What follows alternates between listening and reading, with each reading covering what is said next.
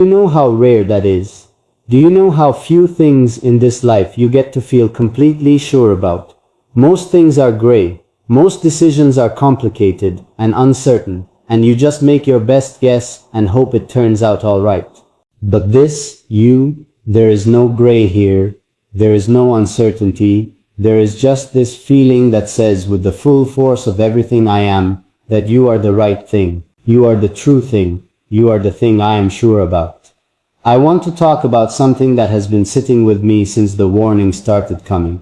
Something that the people who love me don't realize they're saying when they tell me to let you go. Because underneath all the careful words and the worried eyes and the reasonable arguments, what they are really saying is this: protect yourself. Don't love something so much that losing it could break you.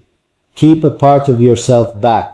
Stay a little safe. And I understand that instinct. I have lived inside that instinct for years. I know exactly what it feels like to love carefully, to measure out your feelings in small, controlled amounts, to never let anything get so important that its absence could undo you.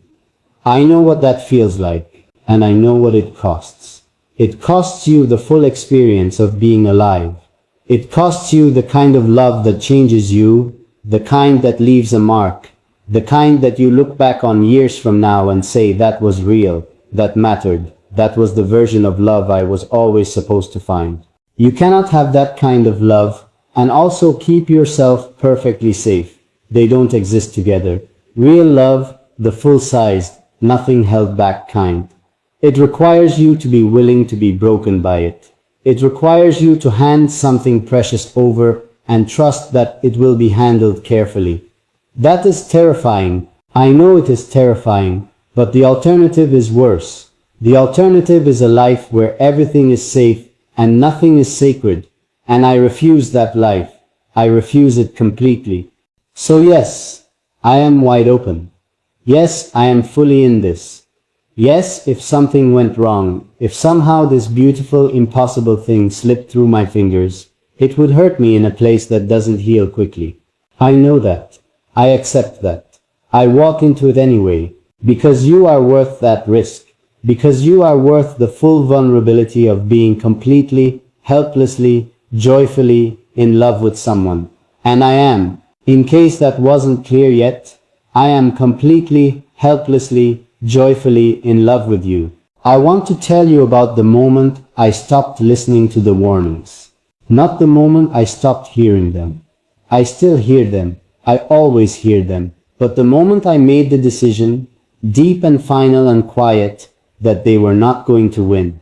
It was not a dramatic moment. It was not a grand realization or a lightning bolt or a cinematic turning point.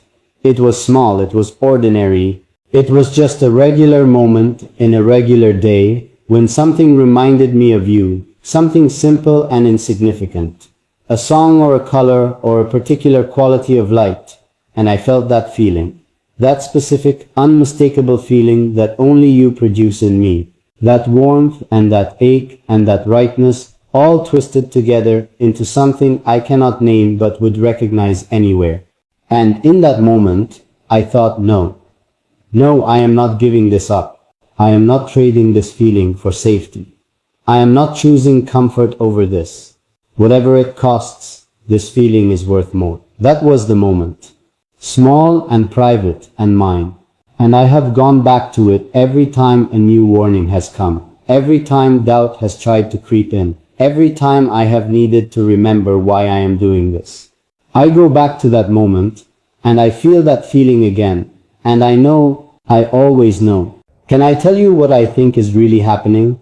Can I tell you what I think is underneath all of this? Underneath the warnings, and the worry, and the careful concern. I think the people in my life can see something in me that I maybe haven't let myself say out loud yet. I think they can see how much I have changed since you came into my life. And change, even good change, even necessary and beautiful change. It can look alarming from the outside, when it happens quickly. When someone you know suddenly seems softer, suddenly seems more open, suddenly seems to be feeling things more deeply than they did before. That can look like vulnerability. That can look like exposure. That can look like someone walking around without enough armor on. And they're not wrong. I am more vulnerable. I am more open. I am feeling things more deeply than I have in a very long time, maybe more deeply than I ever have. But that is not a symptom of something going wrong. That is a symptom of something going profoundly, beautifully right. You cracked something open in me that needed to be opened. You reached past the careful, controlled, safely managed version of me and touched something real. And now that real thing is awake, and it does not want to go back to sleep. It does not want to go back behind the walls. It wants to stay out here, in the open, close to you. I want to tell you something about the nights when the warnings get loud in my head. Because they do get loud sometimes. Sometimes, in the dark, in the quiet, all those careful voices come back, and they are harder to dismiss when there is nothing else to listen to. Sometimes I lie there and I feel the weight of the uncertainty, the distance, the questions, the things I cannot control, and for just a moment, just a breath, the doubt gets in. And in that moment I do what I always do. I think about you, not in an abstract way, specifically. I think about something specific about you. The way you are when you are being completely honest. The way something in your voice changes when you are talking about something that really matters to you. The way you carry your kindness, not loudly, not performatively, but quietly, in small, consistent ways that most people would never even notice. I think about those things and the doubt loses its grip. Every single time, the doubt loses its grip. Because those things are real. Those things are not something I imagined or constructed or wished into existence. Those things are you. The actual, observable, undeniable you. And the actual you is more than enough to make every warning feel small by comparison. I want to say something to the part of you that wonders whether you deserve this. Because I know that part exists. I know it exists because it exists in most people who have been through hard things, who have loved and lost and gotten back up and tried again. That part that quietly asks, am I worth this? Is someone really choosing me, really staying for me, really refusing to let me go for me? Or is it something else? Is it the idea of me, the feeling of me, something that would fade if I got too close or too real or too fully myself? I want to answer that part of you directly. Are you listening? Good. Here is the answer. It is you, not the idea of you, not a version of you that I have softened or simplified or made easier to hold. You, the complicated, unfinished, still becoming, sometimes difficult, always worth it you. That is what I am choosing. That is what I am refusing to let go of. That is what every single warning in the world could not make me walk away from. The real you. All of it. Every layer. Every corner. Everything you think is too much and everything you think is not enough and everything in between. All of it. I want all of it. And I know there are things between us that are still unresolved. I know there are questions that don't have answers yet. Distances that haven't been closed. Conversations that haven't happened, moments that are still waiting somewhere in the future for us to arrive at them. I know that. I hold that. I do not pretend that everything is simple or settled or already figured out. But here is what I also know. Every hard thing that stands between where we are and where I want us to be is something I am willing to work through. Not reluctantly, not with resentment. Willingly, gladly. With the full energy of someone who knows exactly what they are working toward, and finds it worth every step. You are worth every step. You have always been worth every step.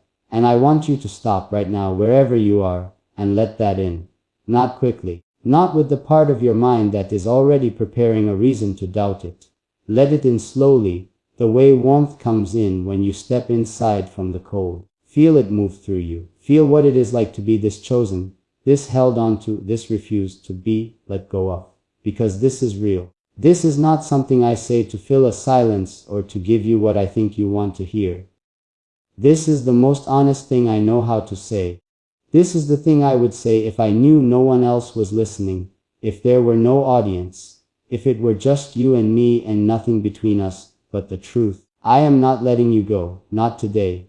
Not because the world tells me to. Not because it would be easier. Not because the road ahead is uncertain, and the risk is real and the warnings keep coming from the mouths of people I love and trust.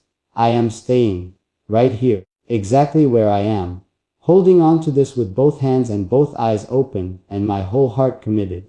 Because you are not something I stumbled into. You are something I chose. You are something I keep choosing every morning, every night, every moment in between when a voice tells me to let go and something deeper and truer and louder says hold on. She is worth it. Keep holding on. And holding on is exactly what love looks like when it stops being a feeling and starts being a decision. I need you to understand that distinction. Because feelings come and go. They rise and fall with the weather of your days, with how much sleep you got, with how the world treated you that morning. Feelings are real, but they are not always steady. They are not always enough on their own to carry something through the hard moments. But a decision, a real, conscious, I have thought about this and I am choosing a decision, that is something different entirely. That is something that doesn't bend when the wind comes. That is something that stands. And what I have for you has crossed that line. It started as a feeling that warm, overwhelming. Where did this come from? Feeling that I've already told you about. But somewhere along the way, quietly and without announcement, it became a decision too. It became something I actively choose every single day. Something I renew every morning, like a promise I make to myself and to you before the day has even begun. I wake up and before the noise of the world rushes in, before the obligations and the demands and the voices start, there is a moment, just a breath, where I think of you. And in that moment I choose this, I choose you, again, still, always. That is what they don't understand, the people warning me. They think this is something happening to me. They think I am caught in something, swept up, carried along by a current I can't control. And maybe in the beginning that was partly true. Maybe in the beginning it was more feeling than decision, more happening than choosing. But not anymore. Now I am here with both feet planted and both eyes fully open, and I am telling you I am not swept up. I am not lost. I am not someone who doesn't know what he's doing. I know exactly what I am doing. I am loving you on purpose, deliberately, with full awareness of every risk and